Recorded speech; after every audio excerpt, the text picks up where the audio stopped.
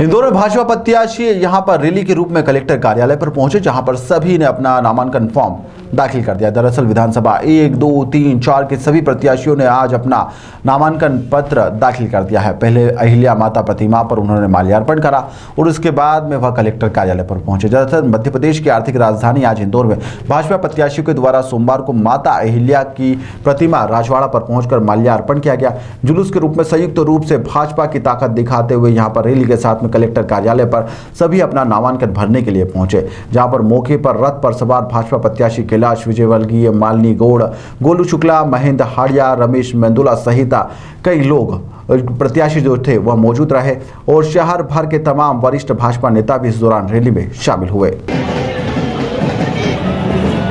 BJP ने आज शक्ति प्रदर्शन कर दिया है। हमारे साथ गौरव रणदीवे जी है, नेता जो कि शक्ति प्रदर्शन, ये आज बीजेपी का शक्ति प्रदर्शन कहेंगे इसको। ऐतिहासिक नामांकन जुलूस है। आप देखिए जिस बड़ी संख्या में कार्यकर्ता और जनता भारतीय जनता पार्टी को आशीर्वाद दे रही है, ये साफ साफ दर्शाता है कि मध्य प्रदेश में 2023 में भारतीय जनता पार्टी एक प्रचंड बहुमत से विजयश्री की ओर बढ़ रही है। कार्यकर्ताओं का ये उत्साह और जनता का ये आशीर्वाद ये बताता है कि फिर इस बार भाजपा सरकार। लोकसभा की तैयारी कर सकते हैं इसको 24 की। हम लोग तो लगातार तैयार रहते हैं हर चुनाव के लिए। भारतीय जनता पार्टी का प्रत्येक कार्यकर्ता लगातार अपने काम के आधार पे लगा रहता है। क्या कांग्रेस तो कोई नजर ही नहीं आ रही अभी फिलहाल चुनाव की अगर बात करें तो? पहले भी नजर नहीं आती थी, पहले भी नजर नहीं आती थी। कांग्रेस सिर्फ बातों में है, भ्रष्टाचार में है, भ्रम फैलाने में है और भारतीय जनता पार्टी का प्रत्येक कार्यकर्ता मोदी जी के नेतृत्व में, शिवराज जी के नेतृत्व में, भारतीय जनता पार्टी के संगठन के नेतृत्व में काम कर रहा है और जमीन पे उतर के काम कर रहा है। ये थे हमारे साथ भारतीय जनता पार्टी के नगर अध्यक्ष गौरव रणदीवे, जिनका कहना है कि कांग्रेस तो धरातल में पहले से ही पहुंच चुकी है, लेकिन कहीं ना कहीं ये जो शक्ति प्रदर्शन है बीजेपी का, आज यह काफ़ी जो भारतीय जनता पार्टी के कार्यकर्ता उसमें ऊर्जा भरने के लिए निकाला जा रहा है। इंदौर से जनप्रकाशन के लिए शंकी वाजपेयी। भारतीय जनता पार्टी की जीत सुनिश्चित है। हजारों कार्यकर्ता आज इस नामांकन रैली के अंदर शामिल है, तो मुझे लगता है कि कांग्रेस नहीं जीत पाएगी। ये बात तो राजा वरार जी सरदार है नाम से, लेकिन खुद आप देख सकते हैं उनके सिर में खुद ही पगड़ी नहीं है। ये है राजा वरार। यहाँ सिर्फ पगड़ी ऊपर सर पे बांध ली और अपने आप को सिख उनको बोलने का, पहली बात तो उनको अपने आप को सिख बोलने का कोई मतलब ही नहीं होता, क्योंकि सिख वो होता है जिसके सिर पे पगड़ी होती है, गुरु का ताज होता है, वो होता है सिख। सिख वो नहीं होता कि खुद बाल उन्होंने अपने केस नहीं रखे हैं और वो सिखों की बात कर रहे हैं। दूसरी बात, राजा बरार ने अगर जो बात बोली है कि कमलनाथ का दंगों में हाथ नहीं है, मतलब ये उन जो शहीद हुए हैं, जिनके साथ नरसंहार हुआ है, राजा बरार मध्य प्रदेश के, इंदौर के, पूरे मध्य प्रदेश के जिन सिख समाज के लोगों के साथ ये बीती है, उनके साथ उनको वो फिर उनके जख्म हरे कर गए। कमलनाथ को सजा होने के लिए हम सालों से इंतजार कर रहे हैं और हम उसका इंतजार करते रहेंगे। और दिल्ली के रकाबगंज गुरुद्वारे में कमलनाथ की उस मोहल्लों में खुद ये नरसंहार और आपका ये दंगे फैलाने में उसके कई फोटो वहाँ दिल्ली पुलिस के पास है। और राजा बरार सिख समाज को क्या बताएंगे, क्योंकि राजा बरार खुद पगड़ीधारी नहीं है। ये बड़े आश्चर्य की बात है, पंजाब कांग्रेस के अध्यक्ष अमरिंदर सिंह बराड़ आज सिर पर पगड़ी सजाकर झूठ परोसने आ गए। वो अमरिंदर सिंह बराड़ कह रहे हैं कि मैंने 84 के दंगों में कमलनाथ जी की भूमिका को देखा ही नहीं।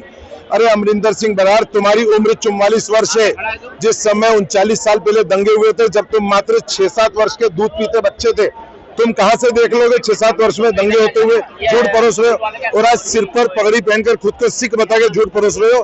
तुमने तो आज तक पगड़ी धारण नहीं करी, तुम पगड़ी को सजावट की वस्तु समझते हो।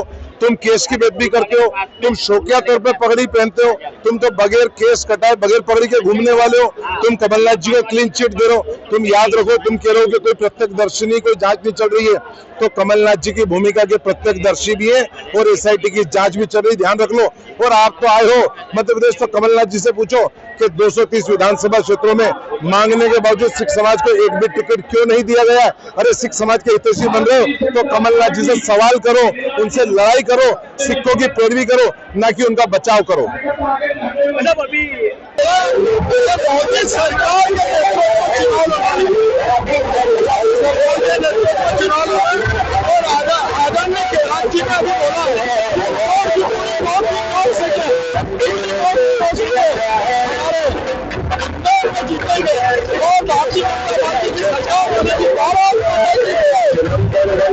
देखिए, निसंदेह बहुत जबरदस्त उत्साह कार्यकर्ताओं में भाजपा के और जनता में, इस पूरे इंदौर की जनता में बहुत उत्साह है।